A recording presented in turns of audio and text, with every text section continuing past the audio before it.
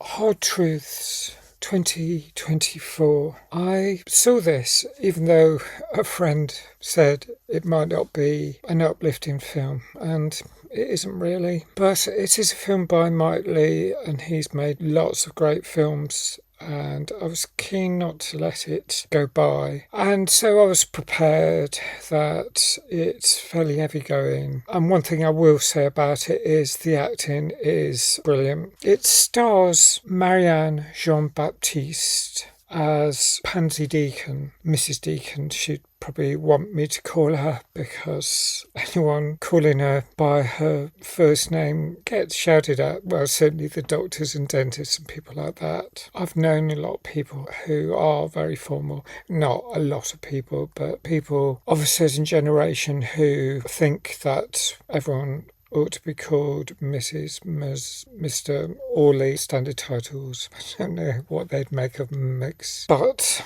she's the protagonist, and she appears to be depressed or have some mental health matters going on, I would say. Michelle Austin plays her sister Chantal, and she is more upbeat. She's sad at times, but she's happy at times. And she's got two daughters who seem to go with the usual ups and downs of life, I guess. Now, Pansy, Mrs. Deacon, has a husband, Curtly, played by David Webber, and he works on home renovations or something like that, removals, that sort of thing, maybe plumbing. So he's often busy in the day, and he comes home and gets shouted at often. There's a lot of getting shouted at, and I have some sympathy for Pansy, although at times I felt she was quite wearing. I don't suppose I would like to spend a huge amount of time in her company, because I think, like her family members,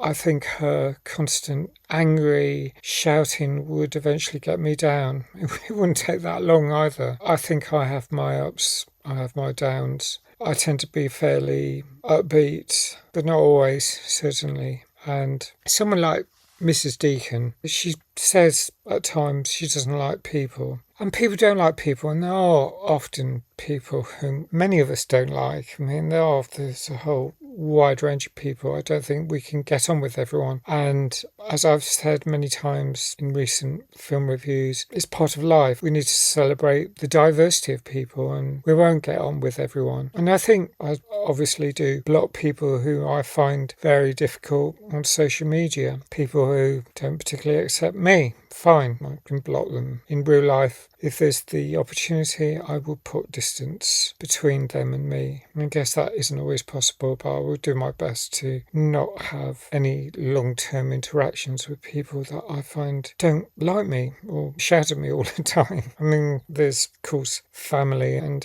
I probably give them a bit more leeway, but even so, there's only so much I will tolerate. Now, Curtly seems to be quite ground down, and also there's Moses Deacon, who is played by Turain Barrett. He's Mr. and Mrs. Barrett's son. He's 22 years old, and he doesn't seem to be working, and he seems to be fairly depressed, and he seems to get bullied as well. He's walking through the town centre, and some youths that know him spot him and fat shame him because he's a larger chap, and it's really depressing just seeing that, seeing a lot of the observations of life that Mike Leigh makes part of his films. And I think they're really important. They're great observations of British life. There is a lot of that. The last film that I reviewed was The Old Oak, and that covered the huge divisions in society, xenophobia and unpalatable opinions. This isn't so much about that. It's more about how people can get ground down by other people, where you're trapped because it's your own family, your own mother or your own spouse. And that's very difficult. And I guess it's very difficult from her point of view. I do try and empathise, and I try to see it from her point of view. But she appears to make things up. She exaggerates some of the conflicts that happen in her daily life, like in the supermarket queue or in the parking area. She makes it out like the other people are bad, and that's not how it appears when you actually see what happens. So that's where my sympathy for her diminishes hugely. That's how she perceives things, though. When on Mother's Day, Chantal and Pansy go to their mother's grave. She's died 5 years ago. This is the climax of the movie. There's more upset that day, and it being Mother's Day as well. And I can imagine that is a really sore point. I'm fortunate enough still to have my mother alive on Mother's Day. It really must be devastating when you've lost your mother. It's really heavy, and I know that's likely to happen at some point. For me, I know what grief's like because I've lost my sister and various other close members of my family. But she gets invited by Chantal round her flat. It's in the Tower Block, somewhere in